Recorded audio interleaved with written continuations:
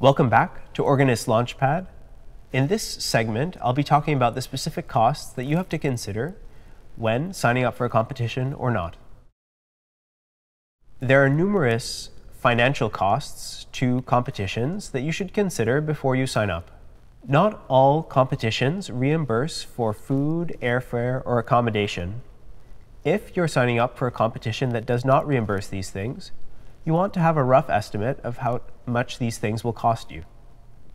There are significant opportunity costs that you have to consider when deciding to sign up for a competition.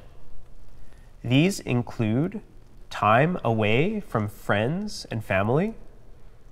This also includes time away from work, especially if you have to use vacation days to go and compete. There are costs to practicing the competition rep because you're choosing to practice that over, for example, church repertoire or learning new repertoire. You have to keep all of these costs in mind as you consider each competition. Mental health should never be a cost that you pay to enter a competition. If you feel that entering a competition and participating in it would damage your mental health, then I would say it's probably not worth it.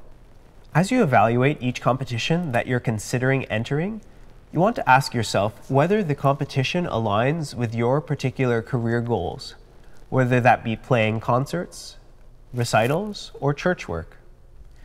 Each competition is different and offers different prizes at the end.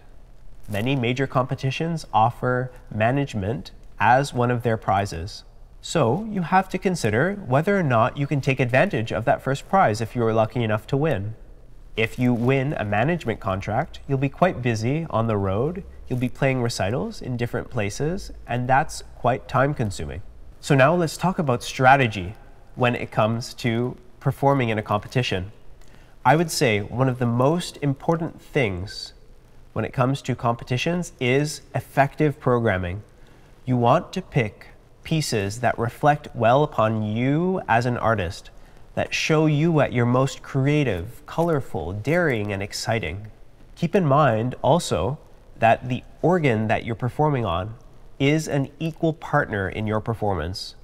So you want to choose repertoire that makes that organ sound like it's the perfect fit for whatever you've chosen. Listen to CDs of other organists playing that particular organ. See which repertoire you felt worked and you might be inspired by. Consider also the style of the organ that you'll be competing upon. Many competitions offer several rounds where you're encountering different organs of different styles. If you're competing on a neo-Baroque instrument, for example, I would not suggest programming Tchaikovsky transcriptions, but please do prove me wrong. It's so important for you to play your pieces for as many people as possible. These can be teachers, colleagues, friends. See if you can get their feedback on each of your pieces. It benefits you greatly to have that experience performing for others and just to absorb whatever they might have. They will have their own ideas about what might work, and the more ears listening to your pieces, the better. A frequent question is whether you should play to a competition or alter your style so that you can try and score more favorably with certain judges. In most cases, you don't want to do that. You just want to play your most authentic self and just show yourself off artistically. But there are certain exceptions. If you're competing in a competition that has a particular theme or style to it, for example, the Longwood Gardens organ competition, then you might choose repertoire and an interpretation that shows off the capabilities of that particular organ.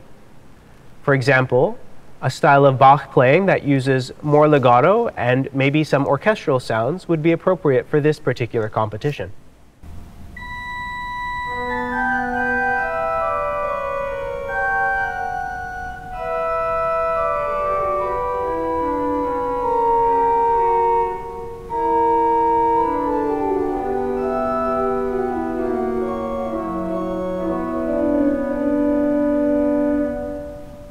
You also want to consider whether a competition has a particular mandate or not. For example, the Harlem Improvisation Competition has as its mandate the desire to seek out unexplored sonic possibilities and interesting sounds. Therefore, I would not recommend improvising in the stile galant, even if you feel that you are Mozart's spiritual heir. You should do your artistic vision justice and play yourself to your fullest sincere interpretation.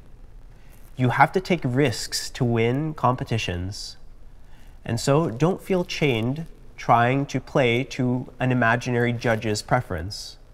Do what you do best, and that will shine through. Keep in mind that not everybody is as critical as you might be. Your mistakes are not perceived the same way by the audience as you perceive them. You should take comfort knowing that your performance is ephemeral, so it exists in time and then it goes away. Therefore, just enjoy it as it is.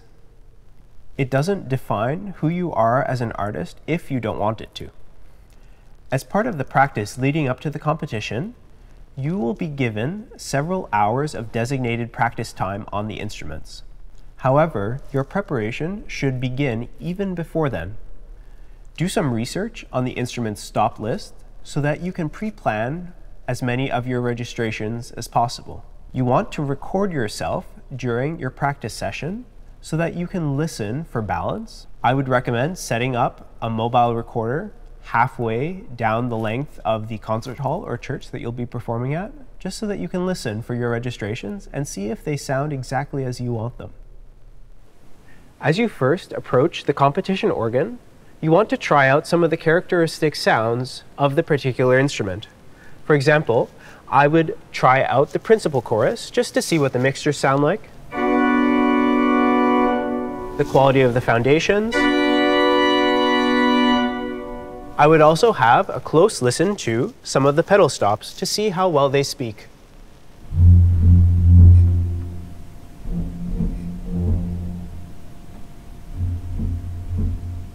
You also want to become very familiar with where the sequencer is if you plan to use it, and make sure you have everything set up on your particular memory level so that you become very familiar with the console immediately.